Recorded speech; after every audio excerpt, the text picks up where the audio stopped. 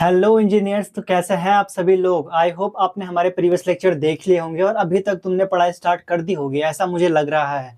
तो आज के लेक्चर में हमारा क्या है कि आज हमारा जो ब्रिक्स का क्लासिफिकेशन है वो हमारा पूरा कंप्लीट हो जाएगा। आपका मैन्युफैक्चरिंग ऑफ ब्रिक का हो, दूसरा आपका जो टाइल्स वाला पार्ट है उसको मैं कवर कराऊंगा, और यहाँ पे आपका क्लासिफिकेशन एक ब्रिक का बच रखा था तो उसको पूरा कंप्लीट करता है। और आज की वीडियो को ना मैं ज़्यादा लंबा नहीं करूंगा, अगर लंबा होगा भी तो सारे टॉपिक्स यहाँ पे कवर कर दूंगा। तो यहाँ पे ना अभी कुछ स्टूडेंट्स ऐसे हैं जिन्होंने अब तक पढ़ाई स्टार्ट ही नहीं करी है। तो भाई तुम ना कसम से इतने लेट स्टार्ट करोगे ना अगर पढ़ाई, तो तुम्हारे लिए बहुत नुकसानदायक है। अभी अगर तुम इस लेक्चर को देख रहे हो तो कॉपी पेन लेके बैठ जाओ और जो भी मैं यहाँ पे चीजें बताऊंगा ना उन सब चीजों को नोट डाउन करो, क्योंकि यहाँ से आपका 10 से 12 नंबर के क्वेश्चन बनते ही बनते हैं। चाहे तुम्हारे पॉलिटेक्निक के पेपर में बनेंगे, चाहे तुम्हारे जो एसएससी और स्टेट जेईई है वहां पे बनेंगे, आरआरबी का भी बन सकता है यहाँ से, तो उसकी कोई गारंटी नहीं है कि कहीं से भी क्वेश्चन बन सकते हैं।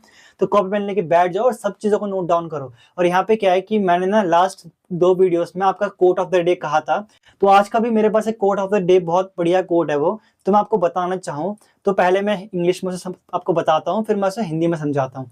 देखो आपका कोट ऑफ द डे जो है वो है कि आपका losing your sleep for your goals is far better than dreaming them. अब इंग्लिश वाले स्टूडेंट को ये चीज समझ आ गई होगी कि losing your dream for your goals is far better than dreaming them, यानी कि हिंदी में इसका अर्थ क्या होता है कि अपने सपनों के लिए अपनी नींद का त्याग कर देना ये बहुत ही ज्यादा बड़ी बात होती है, बजाय इसके कि आप उन सपनों को देखो और जो मतलब आप बनना चाहते हो ना उनको उन सपनों में महसूस करो। देखो यार, सपने देखना अच्छी बात है, आप देखो, लेकिन अपनी अगर तुम नींद को सेक्रीफाइस कर रहे हो ना तो आज से 4 या 5 साल बाद तुम ना ये कहोगे कि यार अच्छा हुआ कि मैंने अपने पीक टाइम पे ना अपने आप को थोड़ा मतलब कंसिस्टेंट रखा पढ़ाई के अकॉर्डिंग, मैंने अपनी ना कुछ सेक्रीफाइस करे। वरना तुम कल के दिन ये कहोगे कि यार हमने मेहनत नहीं करी, हमने कुछ सेक्रीफाइस नहीं करा। तो अभी ये टाइम है, तुम्हें कुछ ना कुछ सेक्रीफाइस करना होगा अपना। तो या फिर अपनी नींद करो सेक्रीफाइस, या फिर अपनी खुशी करो, लेकिन पढ़ाई करो, क्योंकि यहीं से तुम्हें सक्सेस मिल सकती है। तो यहाँ पे क्या है, आपका टाइप्स ऑफ ब्रिक जो है आपका वो कंप्रेसिव स्ट्रेंथ के अकॉर्डिंग है आपका। इससे पहले हमने आपका पढ़ा था ना, जिसमें आपका मॉड्यूलर आपका ब्रिक था और आपका स्टैंडर्ड ब्रिक था। तो वो आपका क्या था, सॉरी, मॉड्यूलर और आपका ट्रेडिशनल ब्रिक था। तो वहां पे क्या था कि आपके जो आपका साइज है उसके अकॉर्डिंग वहां पे क्लासिफिकेशन था। लेकिन यहाँ पे क्या है, यहाँ पे जो आपका क्लासिफिकेशन होगा वो आपकी कंप्रेसिव स्ट्रेंथ के बेसिस पे होगा, यानी कि कितना उसका जो कंप्रेसिव स्ट्रेंथ वो है वो उसके अकॉर्डिंग आपका क्लासिफिकेशन होगा। आपका 3 टाइप की आपकी मेन ब्रिक होती है। पहले आपका क्लास 1, क्लास 2, क्लास 3, और एक आपका क्लास 4 भी आता है, उसके बारे में हम पढ़ेंगे। तो यहाँ पे हमारा जो सबसे पहले आपका आता है फर्स्ट क्लास ब्रिक। अब इसका ना आपको आईएस कोड याद रखना बहुत ज्यादा जरूरी है। पेपर में नहीं पूछेगा आपके पॉलिटेक्निक में, लेकिन आपके जेई के एग्जाम में जरूर पूछेगा कि आपका जो ब्रिक का क्लासिफिकेशन है वो किस आईएस कोड के अकॉर्डिंग करा है या फिर किस आपका भारतीय मानक के अकॉर्डिंग उसका करा है। तो वो है आपका आईएस कोड 1077। इसको आप नोट डाउन जरूर करना। तो पहले मेरी बात सुनो, यहाँ पे जो आपकी फर्स्ट क्लास ब्रिक है इसका आपका कंप्रेसिव स्ट्रेंथ कितनी होती है, यानी कि अगर हम इसे आपकी एक कंप्रेसिव टेस्ट मशीन आती है ना, अगर हम वहां पे ना उसका टेस्ट करेंगे तो इसकी जो स्ट्रेंथ निकलेगी ना वो निकलेगी 10.5 न्यूटन पर एमएम स्क्वायर। वैसे इन सब डेटा को ना जो इनकी कंप्रेसिव स्ट्रेंथ है वो मैं बाद में बताने वाला था, बट मैंने कहा चलो आपको बता देता हूँ, यहाँ मैंने लिख नहीं रखा है।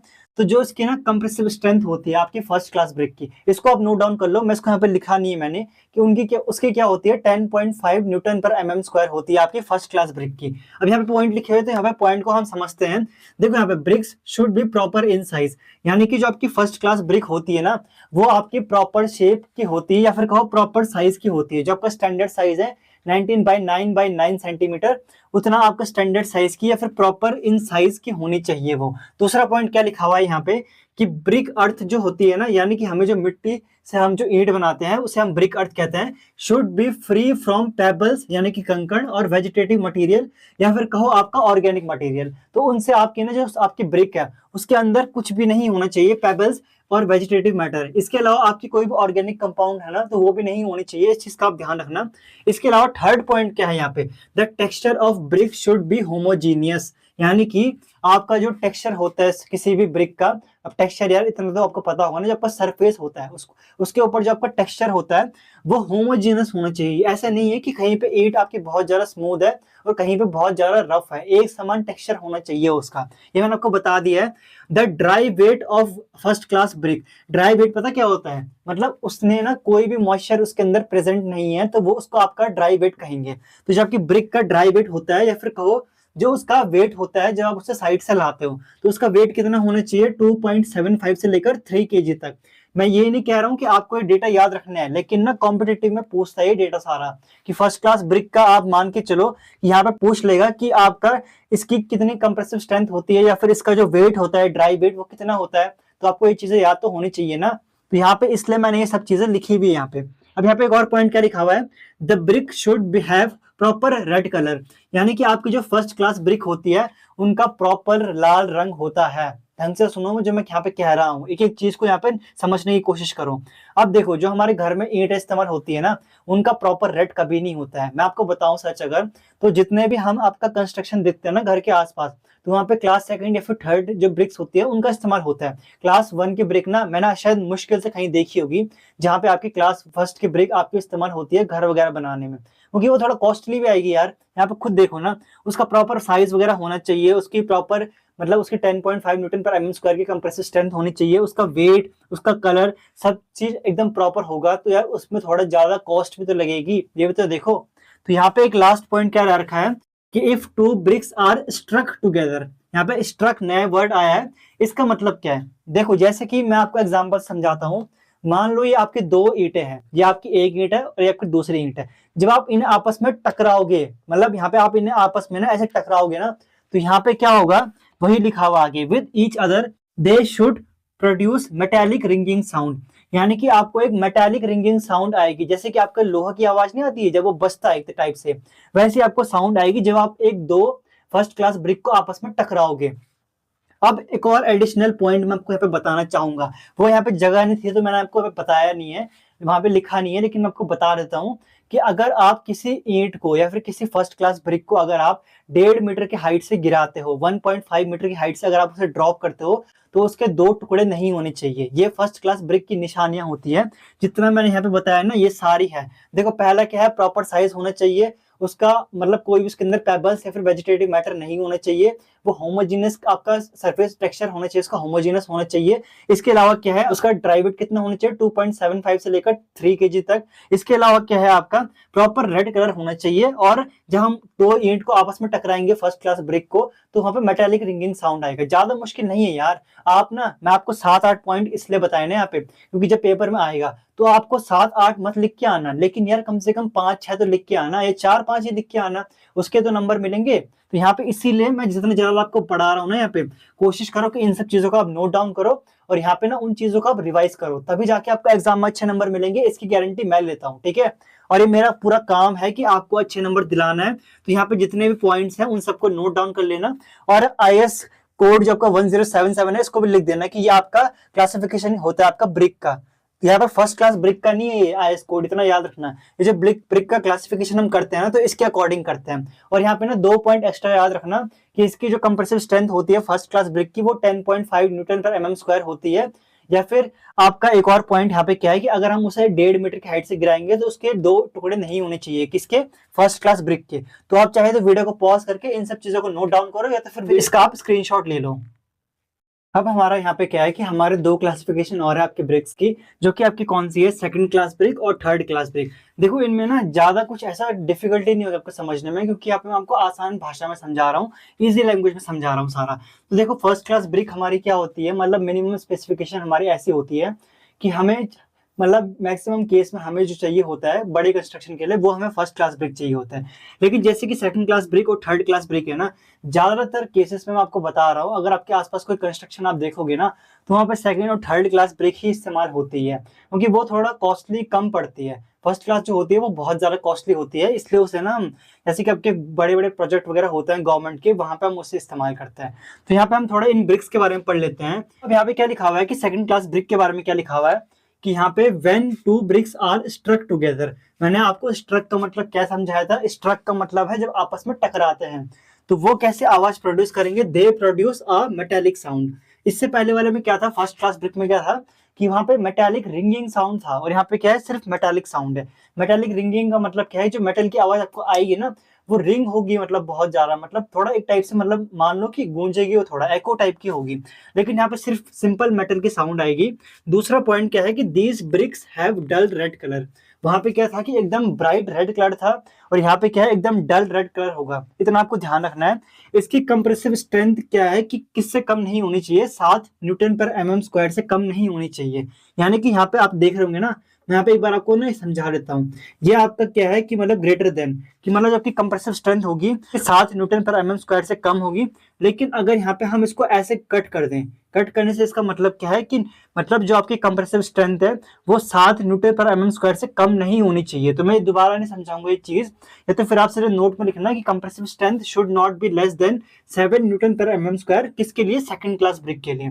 और यहाँ पे एक और एडिशनल पॉइंट लिखा हुआ है, ये मैं लिखना भूल गया था एक्चुअल में। यहाँ पे क्या लिखा हुआ है कि जो सरफेस होगा ना ब्रिक का, किस ब्रिक का, सेकंड क्लास ब्रिक का जो सरफेस होगा, is somewhat rough and shape is also slightly irregular. यानी कि यहाँ पे क्या है, जो आपका फर्स्ट क्लास ब्रिक था उसका क्या था, उसका एकदम प्रॉपर शेप था, होमोजेनस टेक्सचर था।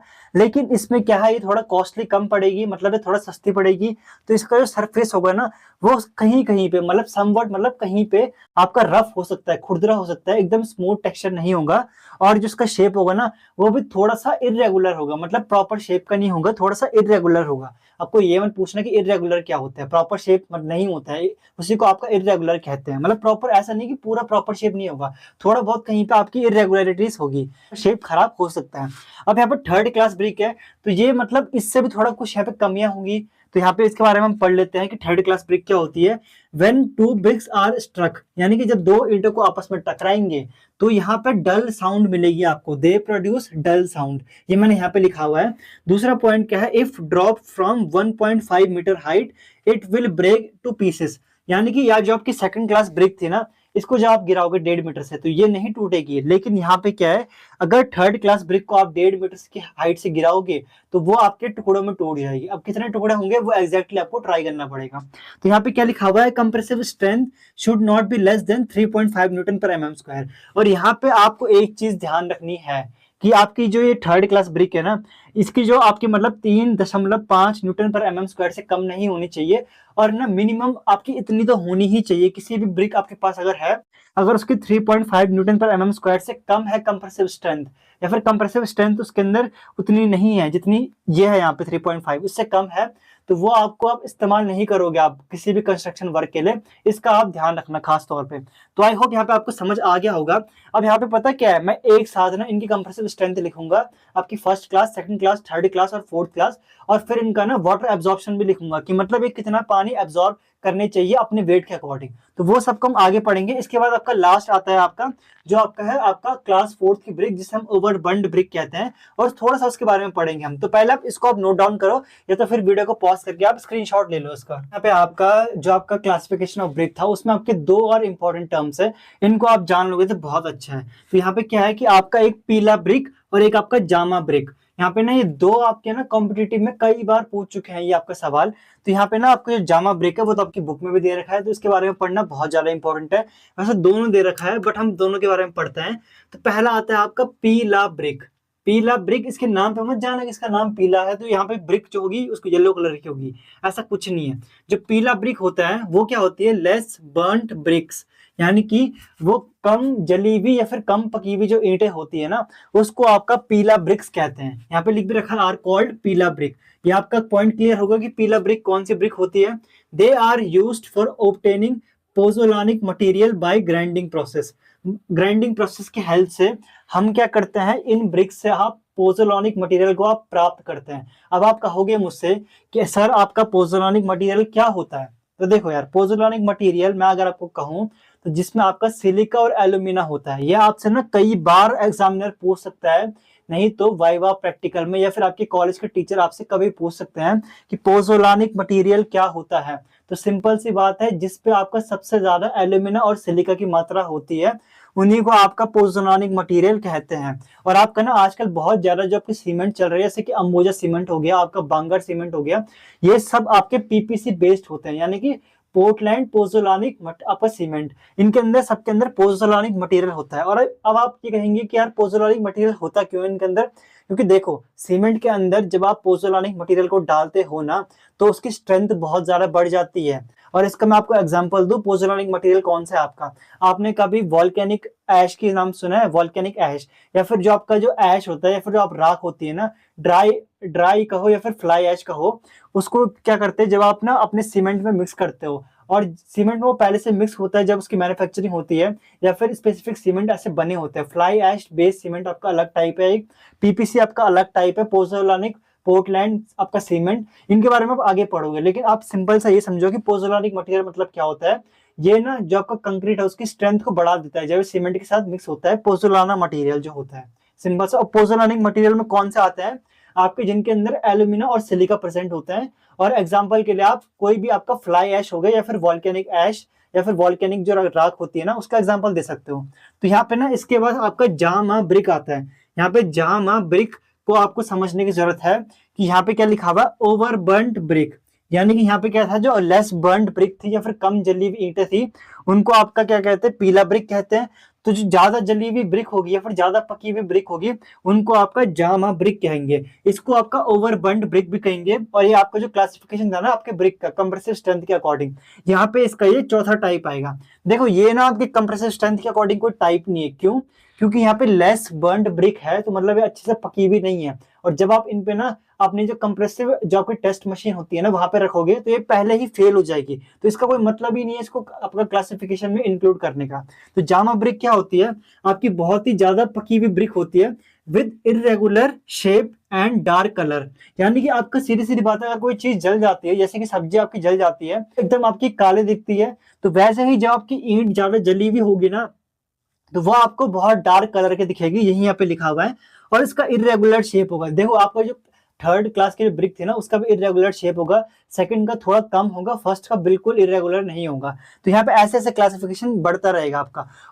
तो आपका आगे यहाँ पे क्या पॉइंट लिख रखा है कि these bricks are used to obtain aggregate for concrete and foundation. देखो आपका ना यहाँ पे एक वर्ड आया एग्रीगेट। एग्रीगेट में आप किससे कहते हो, जो आपके पत्थर होते हैं, जो फाइन क्रस्ट जो आपके होते हैं, ग्रेवल्स जब के होते हैं ना, आप कभी देखोगे रोड जिसे आप कहते हो, वो आपके ग्रेवल्स होते हैं, उन्हीं को आपका एग्रीगेट कहते हैं। एग्रीगेट मतलब आपका मिलावा होता है जो आप ना अपने कंक्रीट में डालते हो। ये आप बहुत आगे पढ़ोगे, बहुत आगे की चीज है, लेकिन मैं आपको अभी बता रहा हूँ इनका इस्तेमाल हम क्यों करते हैं। आपकी जो जामा ब्रिक है, जो आपकी ओवर बर्न्ड ब्रिक है, इनका इस्तेमाल हम एग्रीगेट की तरह इस्तेमाल करते हैं। मतलब आपका जो मोटा और महीन मिलावा है उनकी तरह इस्तेमाल करते हैं। उनका इस्तेमाल हम ऐसे करते हैं, आपका महीन और मोटे मिलावा की जगह हम आपका ओवर बर्न्ड ब्रिक का इस्तेमाल करते हैं अपने कंक्रीट में और आपके फाउंडेशन में। अब आप मुझसे ये सवाल पूछोगे कि यार हमारे पास जब रोडी वगैरह है, बजरे वगैरह है, तो हम इनका यूज क्यों करेंगे हम कंक्रीट में और फाउंडेशन में। तो यहाँ पे लास्ट एक पॉइंट देख रहे हो आप, यहाँ पे कंप्रेसिव स्ट्रेंथ जो है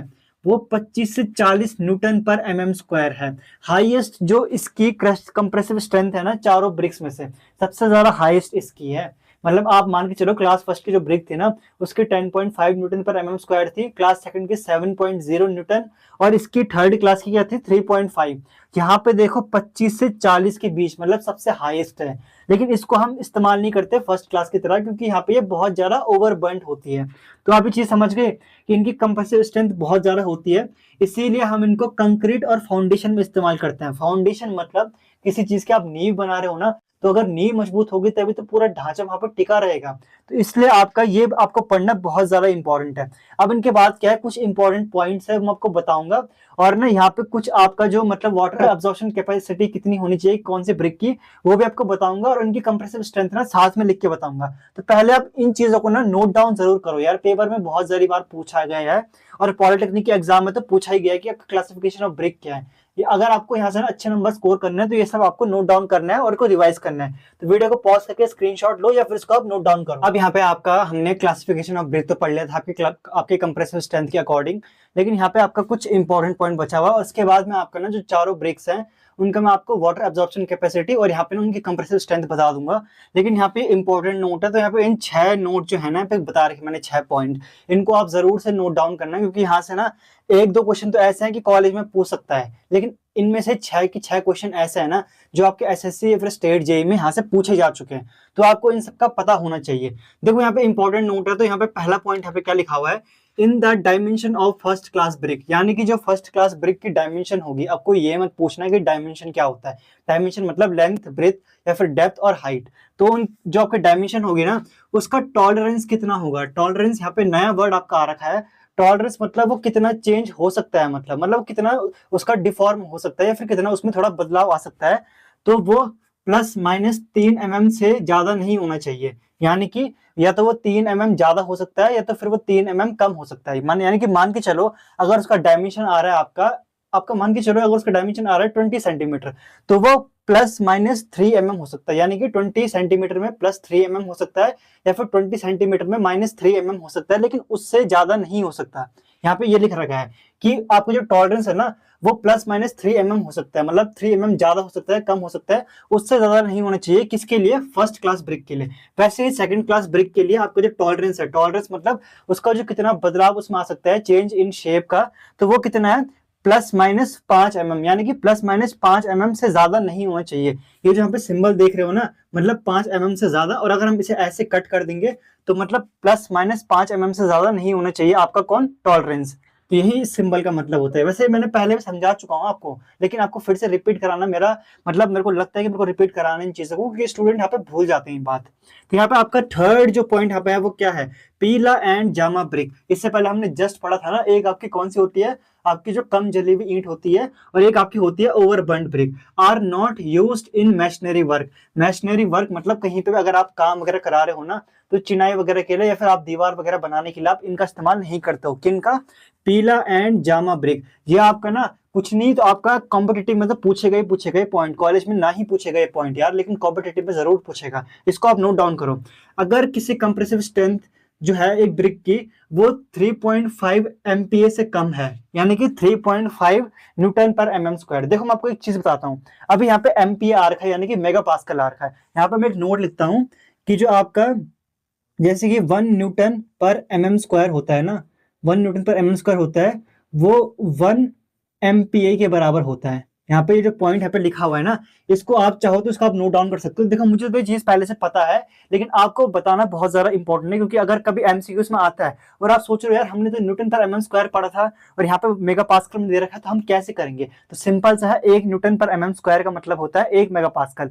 तो अगर किसी भी कोई ब्रिक है ना, अगर आपकी जैसे कि आपके क्लास 1 क्लास सेकंड कोई से भी, अभी हमने क्लासिफिकेशन नहीं करा है, अगर कोई सिंपल से ईट है, अगर उसकी जो कंप्रेसिव स्ट्रेंथ है, आप ये मत पूछना यार कंप्रेसिव स्ट्रेंथ क्या होता है, अगर मैंने बताया नहीं है तो मैं फिर से बता देता हूँ कि अगर उस पर हम आपका कंप्रेसिव फोर्स लगा रहे हैं, कंप्रेसिव फोर्स तो पता होगा ना, कंप्रेस करना मतलब उस पर प्रेशर लगाना। अगर हम उस पर कंप्रेसिव फोर्स लगाएंगे तो वो कितना उसको झेल सकता है, तो वही उसकी कंप्रेसिव स्ट्रेंथ होगी। जिस लिमिट पे वो फेल होगा ना, वो उसकी कंप्रेसिव स्ट्रेंथ होगी, इतना तक वो प्रेशर या फिर जो लोड है उसको झेल सकता है। तो अगर वो 3.5 मेगा पास्कल या फिर 3.5 Nm/mm² से कम होगी, then this should not be used for masonry work. यानी कि उसको हम जो चिनाई कार्य है या फिर जो आपका मैशनरी वर्क होता है, उसके लिए हम इस्तेमाल करेंगे ही नहीं उस ईंट का। इस चीज का आप ध्यान रखना। और जो 3.5 मिनिमम होती है ना, वो क्लास थर्ड की ब्रिक होती है, यानी कि क्लास थर्ड से नीचे हमें जाना ही नहीं है। अगर कोई क्लास थर्ड से नीचे कोई ब्रिक है ना, जैसे कि आपकी 3.5 Nm/mm² से कम किसी की स्ट्रेंथ है, तो उसको हम लेंगे ही नहीं। यही इस पॉइंट का मतलब है।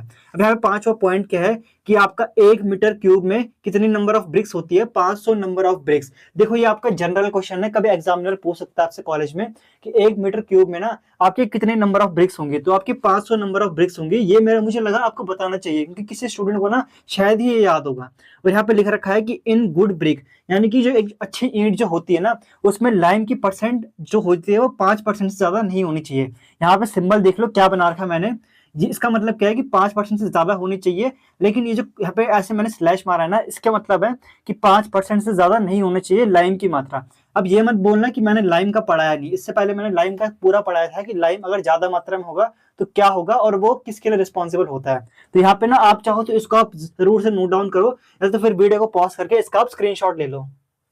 अब यहाँ पे आपको कुछ डेटा आपको दे रखा है, इन डेटा को ना आपको याद करने की जरूरत है, और इनको आप हो सके तो अपने कॉपी में जरूर से नोट डाउन करना। ये बहुत ज्यादा इंपॉर्टेंट है आपके कॉलेज के लिए।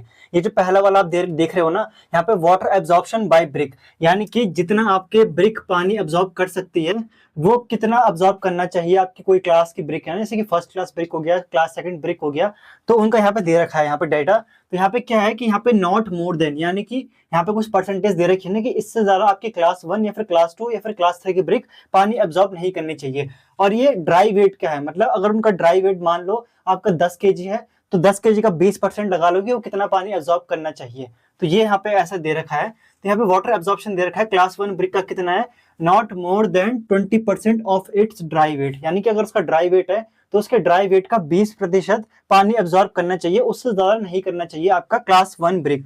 क्लास सेकंड का यहाँ पे दे रखा है आपका नॉट मोर देन 22%, और क्लास थर्ड का आपको दे रखा है नॉट मोर देन 25%। यहाँ से कॉलेज में पूछे ना पूछे यार, कसम से आपसे कॉम्पिटेटिव में ना यहाँ से पूछेगा ही पूछेगा क्वेश्चन, या तो क्लास फर्स्ट का या फिर सेकंड का या फिर थर्ड का, किसी एक का पूछ लेगा कि जो वाटर एब्जॉर्प्शन कैपेसिटी होती है ना आपकी क्लास सेकंड ब्रिक की, वो कितने परसेंट होनी चाहिए उसके ड्राई वेट के अकॉर्डिंग। तो यहाँ पे ड्राई वेट के अकॉर्डिंग यहाँ पे दे रखा है कि 22%, या फिर आपका क्लास फर्स्ट का पूछेगा तो 20%, और ऐसी क्लास थर्ड का 25%, यानी कि 25% तक वो पानी एब्जॉर्ब कर सकते हैं, उससे ज्यादा नहीं करनी चाहिए। यहाँ पे आप नेक्स्ट देख रहे हो यहाँ पे कि मैक्स मिनिमम कंप्रेसिव स्ट्रेंथ, मतलब कोई आपकी क्लास की ब्रिक है ना, तो उसमें कितनी मिनिमम कंप्रेसिव स्ट्रेंथ होनी चाहिए वो यहाँ पे लिख रखा है। और यहाँ पे लिख नहीं रखा है, मैंने यहाँ पे खाली इसलिए छोड़ रखा है, ये आपके लिए होमवर्क टाइप का मैं आपको बताता हूँ अभी, कि आपको पता होना चाहिए कि यहाँ पे जो क्लास 1 सेकंड थर्ड जो मैंने आपको पढ़ाई थी ना इससे पहले, उनमें कितने आपकी कंप्रेसिव स्ट्रेंथ थी, मिनिमम मिनिमम कितनी थी यहाँ पे जो मैंने बताया था आपको।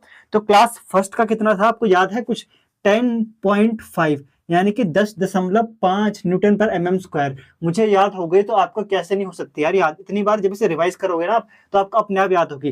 क्लास सेकंड की ब्रिक का कितना था याद करो, आपका कितना था 7.0 न्यूटन पर एमएम स्क्वायर, 7.0। और जो आपकी क्लास थर्ड थी ब्रिक, याद होगा आपको, मतलब सबसे जो आपकी जो लो ग्रेड की आपकी होती है ना, वो आपकी कौन सी होती है, क्लास थर्ड होती है, वैसे क्लास फोर्थ है, लेकिन यहाँ पे ना हम क्लास थर्ड तक ही पढ़ रहे हैं अभी। तो इसकी कितनी होगी मिनिमम कंप्रेसिव स्ट्रेंथ, वो होगी आपकी 3.5। जस्ट मैंने अभी पढ़ा था ना कि क्लास थर्ड की ब्रिक के नीचे कोई भी अगर ब्रिक आती है, मतलब कंप्रेसिव स्ट्रेंथ अगर उससे कम है, तो उसे हम मैशनरी में इस्तेमाल नहीं करेंगे, और वो कितना था 3.5 न्यूटन पर एमएम स्क्वायर। या तो फिर यहाँ पे सीधे डायरेक्ट लिखो एक mega pascal, mega pascal MPa ऐसे लिखते हैं इसको। तो आई होप इतना तो आपको समझ आ गया होगा, ये बेसिक वाला डेटा है, इसमें तो कुछ समझने वाली बात है ही नहीं। तो इसके बाद क्या है कि हम आपका ना जो आपके ब्रिक्स है उनका कुछ इस्तेमाल पढ़ते हैं, जैसे कि फर्स्ट क्लास ब्रिक कहाँ इस्तेमाल होती है, सेकंड क्लास कहाँ इस्तेमाल होती है, और थर्ड क्लास। देखो ये ब्रिक वाला पार्ट ना बहुत ज्यादा बड़ा है यार, लेकिन अगर आप वीडियो में पूरा कंटिन्यू बने रहोगे ना तो आपको ये बहुत आसानी से समझ आएगा, और आप इस एग्जाम में ना फुल मार्क्स यहाँ से ला सकते हो, क्योंकि यहाँ पे ना ज्यादा कुछ नहीं है, बस आपको ना ये चीजें याद रखनी है। और याद कब होगा, जब आप रिवाइज करोगे मल्टीपल टाइम्स, एक या दो बार से नहीं होगा, जब आप 4-5 बार से पढ़ लोगे ना तब जाके आपको हर एक डेटा याद रहेगा। और ये अगर आपको अभी से याद हो गया तो आप मान के चलो कि आपके कॉलेज खत्म होते ही आप कोई भी जेई एग्जाम को टारगेट कर सकते हो, डायरेक्ट बिना आपका दोबारा से प्रिपरेशन स्टार्ट करें, आपको सिर्फ रिवाइज करोगे और आप आसानी से कोई भी एग्जाम को ना क्रैक कर सकते हो। तो ये यहाँ पे आपकी ट्रिक होनी चाहिए किसी भी एग्जाम के लिए। तो पहले आप इन सब चीजों को यहाँ पे नोट डाउन करो, फिर इसको आप रिवाइज करना, और चाहो तो वीडियो को पॉज करके स्क्रीनशॉट ले लो उसका। अब यहाँ पे आपका जो आपके तीन जो हमने ब्रेक पढ़ी थी ना, आपके फर्स्ट क्लास, सेकंड क्लास और थर्ड क्लास ब्रेक है, उनके हम कुछ यूजेस पढ़ लेते हैं कि उनका हम कहाँ कहाँ इस्तेमाल करते हैं। तो देखो यहाँ पे जो पहला आपका आता है first class brick, use of first class brick में हमारा कहाँ कहाँ आता है वो, तो वो आता है ऑल स्ट्रक्चरल मेंबर, यानी कि जो भी हमारे स्ट्रक्चर, जो हमारा कोई कहीं पे आपकी बिल्डिंग है ना, उसके जितने भी मेंबर्स है, चाहे उसका फ्लोर ले लो, चाहे उसकी वॉल ले लो, चाहे उसकी रूफ ले लो, जितने भी मेंबर्स है वहां पे हमारे ब्रिक का इस्तेमाल होता है। अब आप पे डिपेंड करता है कि आप ब्रिक का इस्तेमाल कहाँ कहाँ पे नहीं करना चाह रहे हो। जैसे कि देखोगे ना कई जगह पे ऐसा होता है कि लोग कॉलम्स में ब्रिक का इस्तेमाल करते हैं, लेकिन आज का टाइम बहुत कम है कि जब लोग कॉलम डालते हैं, जिसको आप पिलर भी कहते हो यार, सिंपल भाषा में पिलर कहते हैं उन्हें, तो वहां पे ना सब क्या करते हैं आज के टाइम में कंक्रीट का इस्तेमाल करते हैं। तो यहाँ पे ना आपकी मर्जी है, लेकिन यहाँ पे नेक्स्ट क्या लिखा हुआ है, non plastering wall. Non plastering wall का मतलब है, प्लास्टर मतलब क्या है कि हम वहां पे कोई भी प्लास्टर वगैरह का इस्तेमाल नहीं करते, मतलब जबकि ब्रिक है ना उनके बाहर कोई अलग से कोटिंग नहीं करते हैं, हम उसको हमारा प्लास्टर कहते हैं। नॉन प्लास्टरिंग वॉल का मतलब क्या है कि हम बाहर से उस पर कोई भी प्लस्तर नहीं करेंगे, हिंदी में उसे प्लस्तर कहते हैं। यहाँ पे इसके अलावा क्या है, रीइंफोर्स ब्रिक वर्क, यानी कि जहां पे हम सरिया वगैरह का इस्तेमाल करके ना हम ईंटों का काम करते हैं, तो वहां पे भी आपका फर्स्ट क्लास ब्रिक का इस्तेमाल होता है। बेसिकली जहां पे ना आपकी स्ट्रेंथ बहुत ज्यादा मैटर करती है, वहां पे हम इसका इस्तेमाल करते हैं। और लोड बेयरिंग वॉल, देखो यहाँ पे ना आपका आपके आगे क्या पढ़ोगे आप वॉल की क्लासिफिकेशन में, आपका एक होता है लोड बेयरिंग वॉल और एक होता है नॉन लोड बेयरिंग वॉल। मतलब लोड बेयरिंग वॉल मतलब क्या है कि आप नाम से समझ जाओ यार, इसका मतलब कि अगर लोड बेयरिंग मतलब लोड को झेलने वाली जो दीवार होती है, और एक होती है नॉन लोड बेयरिंग, जो यहाँ पे लिखा हुआ है नॉन लोड बेयरिंग वॉल। तो जो नॉन लोड बेयरिंग वॉल है, इसको पता हम क्या कहते हैं? इसको हम पार्टीशन वॉल कहते हैं। जैसे कि आपका ये रूम है या फिर ये बोर्ड है, अगर मेरे को ना इसका पार्टीशन करना है तो मैं यहाँ पे क्या करूंगा, यहाँ पे एक आपकी ब्रिक की लेयर बना दूंगा, तो वो हमारी पार्टीशन वॉल कहते हैं उसे, नॉन लोड बेयरिंग। मतलब उसका ना जो हमारे स्ट्रक्चर का लोड है उसको ट्रांसफर करने में उसका कोई मतलब योगदान नहीं होता है। और जो लोड बेयरिंग वॉल है, मतलब जो आपके जो छत का जितना भी लोड होगा ना, वो सारी आपका जो वॉल है वो झेलती है। और नॉन लोड में क्या होता है, ऐसा कुछ नहीं होता है नॉन लोड में, वो सिर्फ आपके पार्टीशन के लिए होती है, यानी कि उसे बांटने के लिए होता है, किसी एक रूम को या फिर किसी स्पेस को बांटने के लिए होता है आपकी नॉन लोड बेयरिंग वॉल। और लोड बेयरिंग वॉल मतलब क्या है, लोड को ट्रांसफर करने वाली वॉल होती है। इतना मैंने आपको डिटेल में समझा दिया, ये वैसे आपका बहुत आगे का टॉपिक है। तो यहाँ पे आपका use of second class brick, यानी कि सेकंड क्लास ब्रिक जो आपकी होती है, जिसकी जो कंप्रेसिव स्ट्रेंथ है आपके 7.0 मेगा पास्कल है, तो उसका वहां पे क्या क्या यूज होता है, देखो प्लास्टरिंग वॉल, यानी कि ऐसी दीवारें जहां पे हम प्लस्तर वगैरह करते हैं वहां पे इसका इस्तेमाल होता है। नॉन लोड बेयरिंग वॉल, यानी कि ऐसी दीवारें जिनका लोड झेलने में कोई मतलब उनका योगदान नहीं होता है, जिनको हम पार्टीशन वॉल कहते हैं। आई होप यहाँ पे आपको समझ आ गया। अब यहाँ पे लास्ट है use of third class brick. देखो थर्ड क्लास ब्रिक का क्या है, अनइम्पोर्टेंट वर्क या फिर टेम्परेरी कंस्ट्रक्शन वर्क में इस्तेमाल करते हैं। अनइम्पोर्टेंट वर्क मतलब जहां पे आपकी जो मतलब स्ट्रेंथ कोई मेजर ऐसा नहीं है आपको कि यहाँ पे मतलब बहुत आपको मतलब सोच समझ के कंस्ट्रक्शन कराना है, ऐसा नहीं है। मतलब अनइम्पोर्टेंट का मतलब है जहां पे कुछ इंपॉर्टेंट वर्क नहीं है, आप टेम्परेरी बेसिस पे बना रहे हो, या फिर वहां पे ना कुछ आपको मतलब ये नहीं, आपको टेंशन नहीं है कि यहाँ पे इस तरीके से आपका स्ट्रक्चर बनाऊं जिससे मतलब वो सालों साल टिका रहे, ऐसा कुछ नहीं है। अनइम्पोर्टेंट मतलब कुछ ज्यादा इंपॉर्टेंट वर्क नहीं है, सिंपल सा कहीं पे सिंपल कंस्ट्रक्शन हो रहा है, नॉर्मल कंस्ट्रक्शन हो रहा है। और टेम्परेरी कंस्ट्रक्शन वर्क, यानी कहीं पर आप टेम्परेरी आप काम करा रहे हो या फिर टेम्परेरी कार्य कहीं पे हो रहा है, जैसे कि आप ना बाउंड्री वगैरह मारते हो ना कहीं पे, फिर बाउंड्री वगैरह लगाते हो, तो वहां पे आप इन क्लास थर्ड की जो ब्रिक होती है ना, इनका इस्तेमाल कर सकते हो। तो इतना सिंपल भाषा में मैंने आपको समझाया, आई होप आपको क्लियर हो गया होगा। Non load bearing, load bearing, ये दोनों आपको समझ आ गए होंगे। इसके अलावा टेम्परेरी कंस्ट्रक्शन वर्क में जैसे कि आप बाउंड्री वगैरह कहीं पे लगाते हो, या फिर कहीं पे आप शेड तैयार करते हो, शेड या फिर एक टेम्परेरी रूम, तो वहां पे आप इन ब्रिक्स का इस्तेमाल करते हो थर्ड क्लास का। प्लास्टरिंग वॉल, जहां पे आप प्लस्तर वगैरह करते हो, वहां पे सेकंड क्लास ब्रिक का इस्तेमाल करते हो। और जहां पे आप आपका ये करते हो क्या, मतलब कहीं पे आप रूम को डिवाइड करते हो, वहां पे आप पार्टीशन वॉल डालते हो, या फिर वहां पे आप पार्टीशन करते हो। पार्टीशन मतलब पता है ना, दो हिस्सों में अलग करना, तो वहां पे आप नॉन लोड बेयरिंग वॉल उसे हम कहते हैं, और वो आपकी कौन सी होती है, सेकंड क्लास ब्रिक का इस्तेमाल करते हैं वहां पे। तो अगर आप चाहे तो उसका आप नोट डाउन जरूर करो, तो फिर वीडियो को पॉज करके इसका आप स्क्रीनशॉट ले लो। अब देखो हमारी वीडियो का सबसे ज्यादा इंपॉर्टेंट पॉइंट आ चुका है, हमारा मैन्युफैक्चरिंग ऑफ ब्रिक। ये आपका लास्ट टॉपिक है, और इसको ना मैं कोशिश करूंगा कि इसको जल्दी खत्म कर सकूं, लेकिन इसमें काफी सारी चीजें ऐसी है जो आपको ना डिटेल में समझनी पड़ेगी, तो मैं यहाँ पे उनको आसान भाषा में जल्दी से समझाऊंगा। तो सबसे पहले आपका मैन्युफैक्चरिंग ऑफ ब्रिक है, इसके टोटल आपके 5 स्टेप आते हैं। 5 स्टेप कौन सा आता है, पहला आपका आता है सिलेक्शन ऑफ क्ले, यानी कि आपको क्ले से जो आप ब्रिक बनाओगे ना, पहले उसका सिलेक्शन करना है, फिर आपको क्ले की प्रिपरेशन करनी है, यानी कि उसको तैयार करना है। दूसरा आपका प्रिपरेशन आ गया। तीसरा आपका आता है मोल्डिंग, यानी कि उसको आकार देना है। चौथा आता है उसको सुखाना, यानी कि ड्राइंग करना। और पांचवा आता है उसको बर्निंग, यानी कि जलाना। और लास्ट में एक एक्स्ट्रा स्टेप आता है, उसको मतलब ठंडा कूल वगैरह करना, ताकि उसको आप डिस्पैच कर सको या फिर आप उसे इस्तेमाल कर सको। तो यहाँ पे ना जल्दी से हम सिलेक्शन ऑफ क्ले का जो पहला हमारा पॉइंट है कि पहला स्टेप हमारा, उसको हम समझते हैं। सिलेक्शन ऑफ क्ले, इसका मतलब क्या है कि selecting the good quality clay soil, यानी कि हमें अच्छी क्वालिटी की जो आपकी सॉइल होती है ना, उसको हमें सिलेक्ट करना है, जो आपकी क्ले सॉइल होती है। और वो कौन, उसमें क्या क्या नहीं होनी चाहिए, फ्री फ्रॉम स्टोन्स, यानी कि पत्थर कंकड़ वगैरह नहीं होने चाहिए, ग्रेवल्स नहीं होने चाहिए, ऑर्गेनिक मैटर नहीं होना चाहिए, और कोई भी हार्मफुल इंग्रेडिएंट्स नहीं होना चाहिए। यानी कि जैसे आपके एल्कलीस वगैरह मैंने कहा था ना आपको, तो वो सब नहीं होनी चाहिए, ग्रेवल नहीं होने चाहिए, ऑर्गेनिक मैटर नहीं होना चाहिए, ये सारी चीजें ना नहीं होनी चाहिए। आप इनको ना वीडियो को पॉज करके पढ़ लेना, क्योंकि मेरे पास टाइम की कमी है यहाँ पे। दूसरा है प्रिपरेशन ऑफ क्ले, यही सबसे ज्यादा इंपॉर्टेंट है। इसमें आपके ना 6 स्टेप है टोटल, और यहाँ पे क्या है, ये बहुत ज्यादा इंपॉर्टेंट है। प्रिपरेशन ऑफ क्ले मतलब जो आप क्ले का इस्तेमाल करोगे ना, उसको आपको तैयार करना है। पहला स्टेप क्या है, अनसॉइलिंग, यानी कि पहली जो आपकी टॉप सॉइल की जो लेयर होती है ना, उसको हटाना पड़ता है, ये आपको पता होगा। फिर डिगिंग, यानी कि गड्ढा खोद के वहां से मिट्टी को बाहर निकालना। क्लीनिंग मतलब उस मिट्टी की सफाई करना।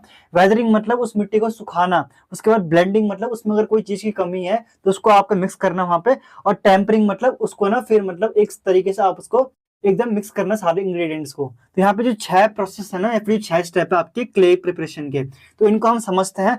अगर आप चाहो तो आप इसको नोट डाउन कर सकते हो, ऐसे बहुत ज्यादा इंपॉर्टेंट है। और मैं बता दूं यहाँ से कि यहाँ से ना ये क्वेश्चन बहुत बार आ चुका है आपका मैन्युफैक्चरिंग ऑफ ब्रिक्स का। मैन्युफैक्चरिंग ऑफ ब्रिक और मैन्युफैक्चरिंग ऑफ सीमेंट बहुत ज्यादा इंपॉर्टेंट होता है। हर साल कॉलेज के एग्जाम में ना कभी ये पूछेगा ही पूछेगा आपसे। अगर लास्ट टाइम पूछा था तो हो सकता है इस बार भी पूछ ले, और मैंने पीवाईक्यू में इस क्वेश्चन को कवर करा था। तो प्लीज आप इस क्वेश्चन को ना, या फिर जो यहाँ पे मैं बता रहा हूँ इस क्वेश्चन का जो भी आंसर वगैरह है आप यहीं से लिख सकते हो। तो इन सब चीजों को ना आप नोट डाउन करो, या तो वीडियो को पॉज करके आप स्क्रीनशॉट ले लो इसका। अब हमारा जो मैन्युफैक्चरिंग ऑफ ब्रिक्स है उसका हमने पहला स्टेप तो पढ़ लिया था कि हमें क्ले का सिलेक्शन करना है, यानी कि हमने क्ले का सिलेक्शन कर लिया कि हमें क्ले कहाँ से लेनी है।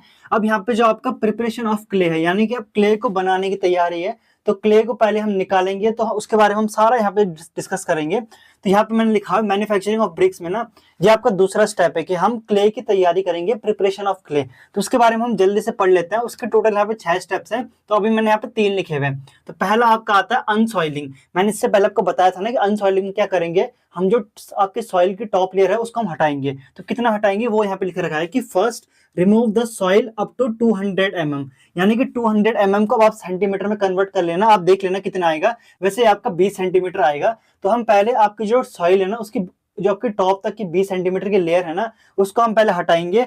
Then collect the clay sample due to presence of organic matter, यानी कि हम यहाँ पे क्या करेंगे, पहले हम आपकी जो सॉइल है वो 200 mm तक जो होगी ना, यानी कि 20 सेंटीमीटर तक जो होगी ग्राउंड के टॉप से और नीचे तक, मतलब 20 सेंटीमीटर तक उसको हम हटाएंगे। और वो हम क्यों हटाएंगे, due to the presence of organic matter, यानी कि ऑर्गेनिक मैटर यानी कि पत्ते, सब्जी वगैरह, ह्यूमन वेस्ट कुछ भी हो सकता है, हमें क्ले में वो सारी चीजें नहीं चाहिए, इसलिए हम वहां पे इन सब चीजों को हटाते हैं। ये जो आपके ये होते हैं ना, जो भी आपके ऑर्गेनिक मैटर वगैरह होते हैं, यहाँ पे मैं कॉमा लगा देता हूँ ताकि आपको पता चल सके कि हम ये क्यों करते हैं। Clay due to presence of organic matter, और हम उस क्ले को फिर इकट्ठा करते हैं जो हमने यहाँ पे निकाली है। दूसरा स्टेप क्या है, डिगिंग।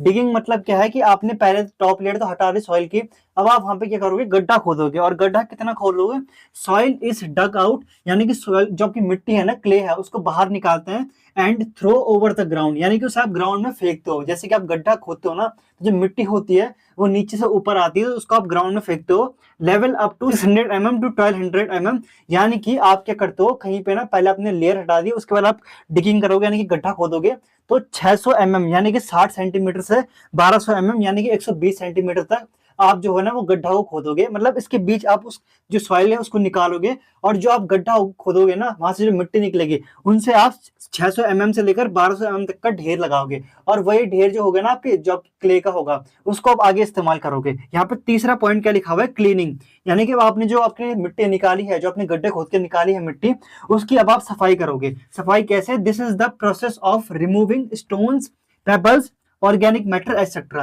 यार अब आप मुझसे एक सवाल पूछोगे कि ये तो हमने पहले कर चुके हैं, जो हमारा पहला स्टेप था कि हमने मिट्टी को हटाया था, वहां पे भी तो हमने ऑर्गेनिक मैटर वगैरह को हटाया था, लेकिन क्या होता है जो आपकी सॉइल की जो लेयर्स होती है उनके अंदर भी आपके पत्थर वगैरह, कंकड़ वगैरह होते हैं, या फिर कहो ऑर्गेनिक मैटर वगैरह होते हैं, तो उनको भी आपको ना फिर बाद में हटाना पड़ता है दोबारा। तो वही यहाँ पर लिखा हुआ है क्लीनिंग प्रोसेस में क्या है कि ये जो ऐसी प्रोसेस है जिसमें हम आपके जो पत्थर होते हैं या फिर कंकड़ वगैरह होते हैं या फिर ऑर्गेनिक मैटर जो भी चीजें होती है, इसलिए यहाँ पे एटसेट्रा लिखा हुआ है। तो जो भी यहाँ पे ना ऐसा चीजें होती है जो हमारे ब्रिक के लिए हार्मफुल होती है, उनको हम इस क्लीनिंग प्रोसेस में रिमूव करते हैं। इसके बाद क्या आता है, इसके बाद आपका वेदरिंग आता है जिसमें हम उसको सुखाते हैं आपकी क्ले को, और इसके बाद क्या करते हैं उसमें हम ना ब्लेंडिंग करते हैं। अगर किसी आपके मान लो जैसे कि आपकी सिलिका की कमी होती है आपकी मिट्टी में, तो हम उसको एडिशनली ऐड करते हैं, और उसके बाद हम इसको क्या करते हैं, उसके बाद हम इसको ना मतलब टेम्परिंग करते हैं, मतलब सारे इंग्रेडिएंट्स को मिक्स करते हैं अच्छे से। तो आई होप इतना आपको समझ आ गया 3 स्टेप। अब इन 3 स्टेप को ना आप जल्दी से नोट डाउन कर लो, तो वीडियो को पॉज करके आप स्क्रीनशॉट ले लो। अब यहाँ पे क्या है कि आपका वेदरिंग और आपका यहाँ पे ब्लेंडिंग वाला पार्ट बच गया है। इससे पहले हमने आपका क्लीनिंग, आपका जो इससे पहले क्या था, हमने सॉइल को डिगिंग करा था ना, वो हमने पढ़ लिया था।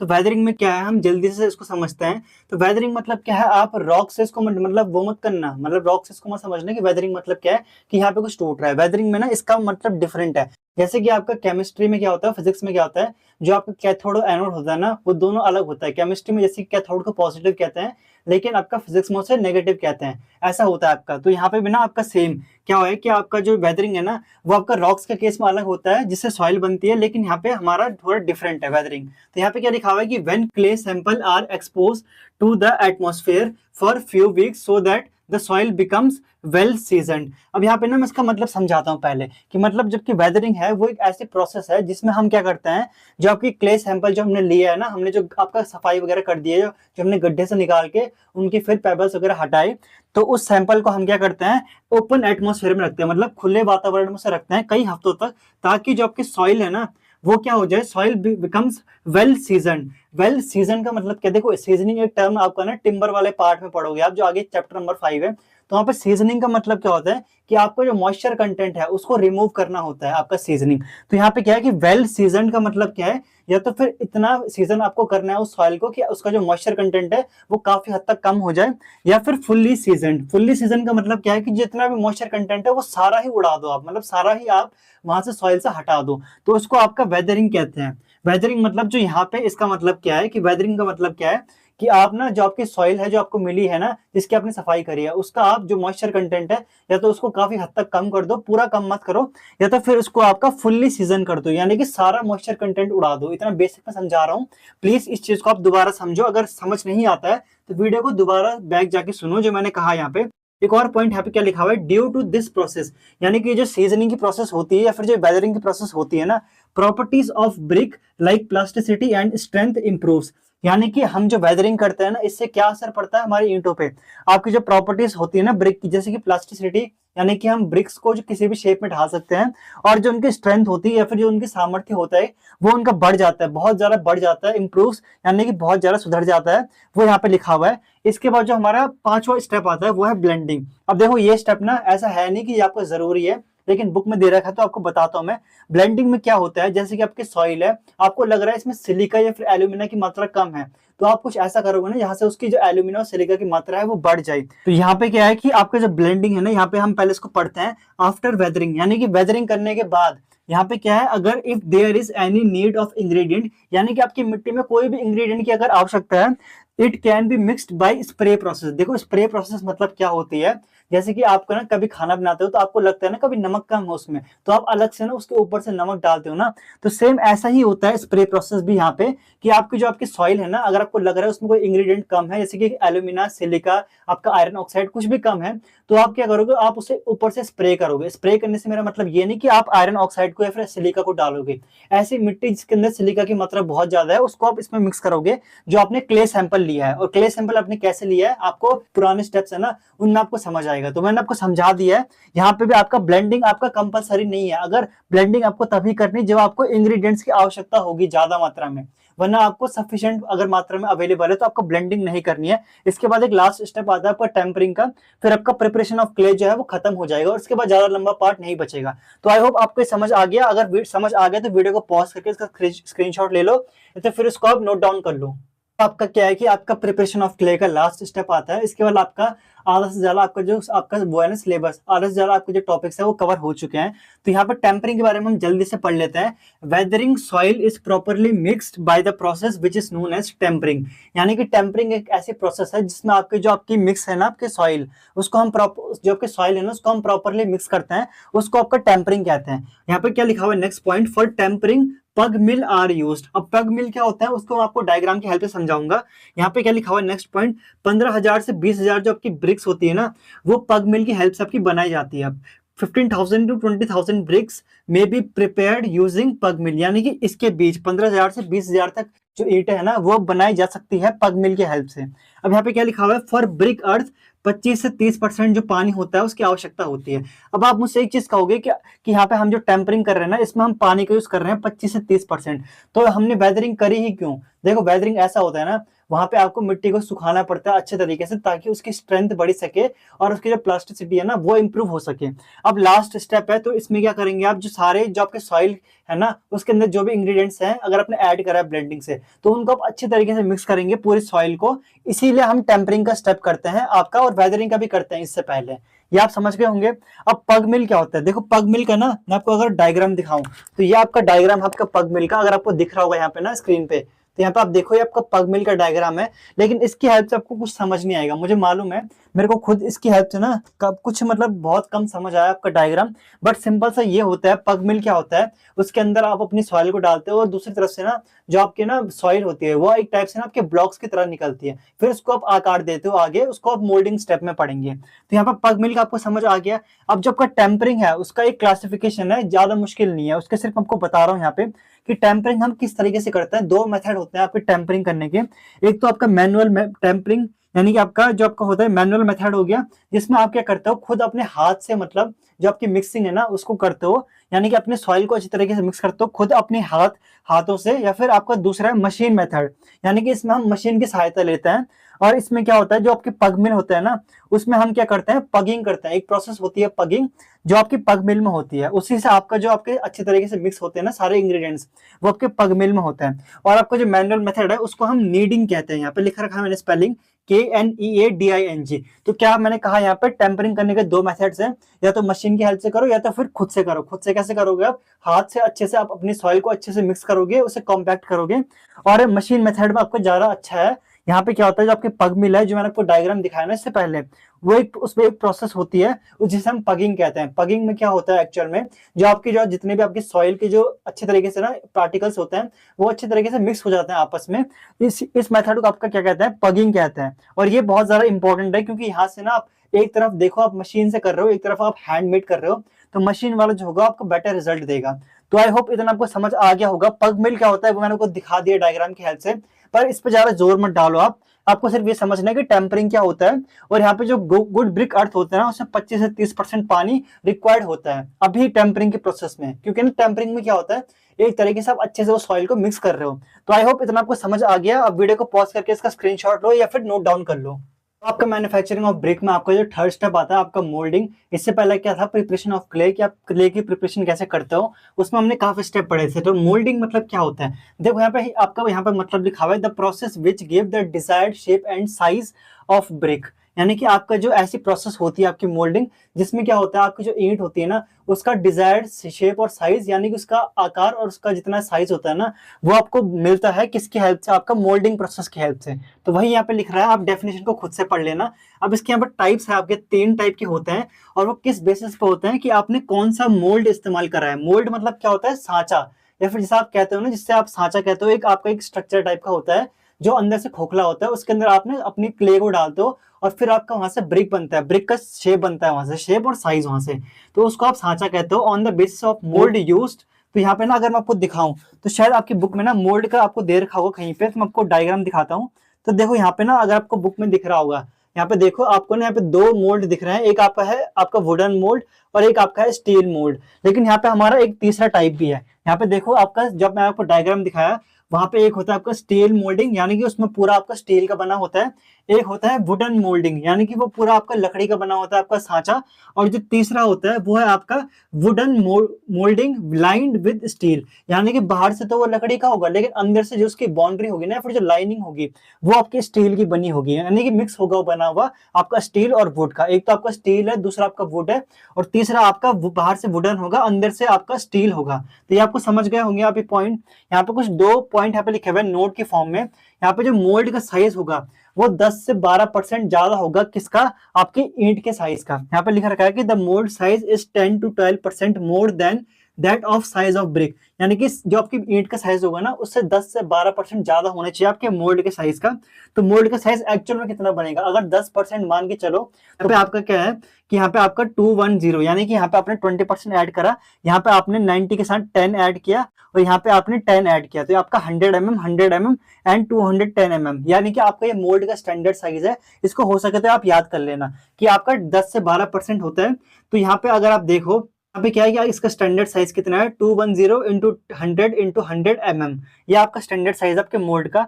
अब यहाँ पे एक और टाइप है इसका, टाइप देखो मोल्ड का, देखो मोल्ड के बहुत ज्यादा टाइप्स है, लेकिन आपको जो इंपॉर्टेंट बता रहा हूं मैं, on condition used, on mould condition, यानी कि हम जो आपका सांचा है ना उसको किस कंडीशन में इस्तेमाल कर रहे हैं, या तो हम उसको ग्राउंड पे इस्तेमाल कर रहे हैं या फिर हम उसको टेबल के ऊपर इस्तेमाल कर रहे हैं। देखो अगर आप टेबल के ऊपर अगर इस्तेमाल करोगे ना, तो जो आपकी ब्रिक है उसका प्रॉपर शेप एंड साइज आएगा और वहां पे कोई भी ना आपकी इंप्योरिटीज ऐड ऐड नहीं होगी। अगर आप ग्राउंड पे करोगे आपका मोल्डिंग प्रोसेस, तो वहां पे क्या होगा, आपकी जो ग्राउंड है वो ओवर खापड़ है, वहां पे उसका प्रॉपर शेप नहीं आएगा। अब यहाँ पे एक और मोल्डिंग का टाइप आता है, जिसमें क्या होता है कि आप किस तरीके से आप मोल्डिंग को कर रहे हो, उसमें आपका एक हैंड मोल्डिंग आता है और दूसरा आपका मशीन मोल्डिंग, या फिर आप हैंड की हेल्प से, खुद के हाथों की हेल्प से आप मोल्डिंग कर रहे हो, या फिर क्या होता है कि मशीन की हेल्प से भी आप मोल्डिंग कर सकते हो, यानी कि ईंटों को आकार दे सकते हो। तो आई होप ये आपको समझ आ गया। इसके बाद आपका कुछ नहीं है, इसके बाद सिर्फ ड्राइंग और आपका बर्निंग है, वो 2 स्टेप हो जाएंगे ना, तो आपकी पूरी वीडियो कंप्लीट हो जाएगी। तो अगर आपने यहाँ तक देख लिया तो प्लीज इसको आप नोट डाउन करो, और या तो फिर वीडियो को पॉज करके आप स्क्रीनशॉट ले लो इसका। आपकी वीडियो के लास्ट टॉपिक बचे हुए हैं, आपकी जो मैन्युफैक्चरिंग ऑफ ब्रिक्स है, उसमें आपका सिर्फ 2 पॉइंट है, आपका ड्राइंग और बर्निंग। जल्दी से इनको हम समझते हैं। यहाँ पे क्या है कि अगर आपकी जो मोल्डेड ब्रिक्स है ना, अगर आप उनको डायरेक्टली जलाओगे, मतलब आप उनको सुखाओगे नहीं, उनकी सीजनिंग नहीं करोगे, तो उन ब्रिक्स में क्या होगा, then bricks cracks due to excessive loss of moisture. यानी कि जो आपकी ब्रिक्स होंगी ना, उनमें अचानक से पूरा जो मॉइस्चर होगा ना, वो जा चुका होगा, वो चले जाएगा एकदम से। तो वहां पे क्या होगा, आपकी जो ब्रिक्स है उन पे क्रैक पड़ना शुरू होगी। यहाँ से इसका मतलब क्या है कि ड्राइंग करना इसलिए जरूरी है कि अगर आप ड्राइंग की प्रोसेस नहीं करेंगे ना, सीधे आप बर्निंग की प्रोसेस करेंगे, तो वहां पे आपका सीधा मॉइस्चर का बहुत ज्यादा लॉस होगा, यानी कि एकदम से आपका मॉइस्चर हट जाएगा वहां से ब्रिक्स से, और उनमें क्रैक पड़ सकती है। इसलिए आपका ड्राइंग की प्रोसेस बहुत ज्यादा जरूरी है। अब इसको सुखाने की जो प्रोसेस होती है, यानी कि ड्राइंग करने की, वो 2 तरीके से होती है। एक तो नेचुरल प्रोसेस और एक आर्टिफिशियल प्रोसेस। यानी कि नेचुरल में क्या होता है कि आपने कहीं ओपन ग्राउंड में अपनी ईंटों को, यानी कि आपने जो मोल्ड करा है ना, उनको आपने सुखाने डाल दिया कम से कम 3 से 4 दिन तक। या तो फिर आर्टिफिशियल प्रोसेस में क्या होता है, एक टनल होती है जहां पे उनको बहुत ज्यादा हीट करा जाता है एक साइड से, और दूसरी साइड से उन्हें कूल करा जाता है, तब जाके उनके बाहर निकाला जाता है। तो ये आपके आर्टिफिशियल और नेचुरल प्रोसेस है। अगर इनके बारे में आप डिटेल में जानना चाहें तो आप यूट्यूब पर सर्च कर सकते हैं कि यार मैन्युफैक्चरिंग ऑफ ब्रिक्स, वहां पे आपको और अच्छे से आपको मिलेगा पढ़ने को। लेकिन वो सारा एसएससी जेईई कंटेंट होगा, तो उतना आपके लिए बहुत ज्यादा दिक्कत होगी आगे। तो यहाँ पे क्या आपका 5वां बर्निंग है। देखो लास्ट स्टेप है बर्निंग का। हम क्यों बर्निंग की प्रोसेस को करते हैं? Bricks are burned to make them hard, strong and durable. यानी कि हम अपनी ब्रिक्स को मतलब बहुत ज्यादा मजबूत करना चाहते हैं, बहुत ज्यादा ठोस करना चाहते हैं, और बहुत ज्यादा मतलब ड्यूरेबल करना चाहते हैं, ताकि वो बहुत ज्यादा सहनशील हो सके। इसलिए हम आपकी बर्निंग की प्रोसेस को करते हैं। The bricks should be properly burned. देखो आपकी जो ब्रिक है ना, वो प्रॉपरली जली हुई होनी चाहिए, मतलब उसे प्रॉपरली हमें जलाना होगा, वरना ऐसे में क्या होगा, अगर प्रॉपर जलेगी नहीं ना, तो बाद में क्या होगा, वो एकदम से ना आपकी ब्रिटल हो जाएगी, यानी भंगुर हो जाएगी, और फिर वो टूट जाएगी। यहाँ पे उसके 2 मेथड होते हैं। मेथड क्या होता है, एक तो किल बर्निंग हो गया और एक क्लैम्प बर्निंग हो गया। इसमें से भी आपका किल बर्निंग बहुत ज्यादा इंपॉर्टेंट है। किल बर्निंग में क्या होता है, जब आपकी भट्टी होती है ना, आपकी भट्टी में जब आप अपनी ईंट को डालते हो, तो ये भी आपका बहुत ज्यादा इंपॉर्टेंट होता है। किल बर्निंग आपके सिलेबस में दे रखा है। अगर मैं आपको इसका दिखाऊं डायग्राम, तो किल बर्निंग में पता है आपका क्या दे रखा है? अगर मैं किल बर्निंग का दिखाऊं यहाँ पे, तो यहाँ पे दे रखा है आपके 2 टाइप्स दे रखे बर्निंग के। यहाँ पे दे रखा है एक इंटरमिटेंट बर्निंग और एक कंटिन्यूअस बर्निंग। यहाँ पे इंटरमिटेंट का मतलब क्या है कि आपका बीच बीच में आपका गैप होगा, और उसके बाद आपकी जो भट्टी होगी वो चलेगी। लेकिन कंटिन्यूअस में क्या होगा, आपकी वो कंटिन्यू चलती रहेगी। और यहाँ पे आपके अगर टाइप्स और देखो कंटिन्यूअस बर्निंग के, तो कंटिन्यूअस बर्निंग के आपके 2 टाइप है। यानी कि आपके 2 टाइप होता है, आपके किल होते हैं, जो भट्टी होते हैं ना, उसके 2 टाइप है। एक आपका बुल ट्रेंच किल हो गया और एक का हॉफमैन किल हो गया। तो इनके बारे में ज्यादा ना ही पढ़ो तो आप अच्छा है। यहाँ पे आप डायग्राम देख लो, आपका बुल ट्रेंच किल जहाँ पे आपका भट्टी होती है, और एक दूसरा आपका होता है हॉफमैन का, वो आपका सर्कुलर शेप का होता है, जैसे कि आप देख सकते हो बुक में। ये आपका हॉफमैन ट्रेंच किल है। तो इनके बारे में कुछ ज्यादा मत पढ़ो यार, इतना पढ़ोगे तो आपका मतलब दिमाग में सब मिक्सअप हो जाएगा। आप मैन्युफैक्चरिंग ऑफ ब्रिक्स से पढ़ लो पहले, ये बहुत ज्यादा इंपॉर्टेंट है। यहाँ तक मैंने आपको सारा बता दिया कंटेंट। तो आई होप यार आपको इतना समझ आ गया होगा प्रॉपर। देखो मैंने ना वीडियो, मैं अभी बता रहा हूँ, अभी टाइम कितना हो रहा है, अगर मैं अपनी क्लॉक पे दिखाऊँ ना आपको टाइम, तो अभी अगर आप टाइम देखोगे, आपको स्क्रीन पे टाइम दिख रहा है? अगर नहीं दिख रहा है तो एक बार यहाँ पे आप चेक करो, यहाँ पे टाइम हो रहा है 3:54, यानी कि सुबह के 4 बजने वाले हैं। मैं अभी भी आपका कंटेंट रिकॉर्ड कर रहा हूँ। तो प्लीज यार इतना एफर्ट आपके लिए मैं अगर लगा रहा हूँ, तो प्लीज आप भी थोड़ा अपना रिस्पॉन्स दिखाओ, मुझे बताओ कि आप लास्ट तक वीडियो देखते हो या नहीं। प्लीज, ये बहुत ज्यादा इंपॉर्टेंट है। और आपको लगता है ना कि लाइक करने से या फिर शेयर करने से वीडियो पे कुछ असर नहीं पड़ता है, मेरे लिए बहुत ज्यादा असर पड़ता है। एक लाइक मिल लेना बहुत ज्यादा मोटिवेशन का काम करता है, और मेरी वीडियो को ना पुश देता है, ताकि वो आगे और लोगों तक पहुंच सके। तो प्लीज अगर आपको मेरा कंटेंट जरा सा भी पसंद आया है, तो प्लीज वीडियो को लाइक करना, हो सके तो दोस्तों को शेयर करना, और अपनी पढ़ाई करिए, अपना सिलेबस रिवाइज करिए। तो मिलते हैं आपके नेक्स्ट लेक्चर में।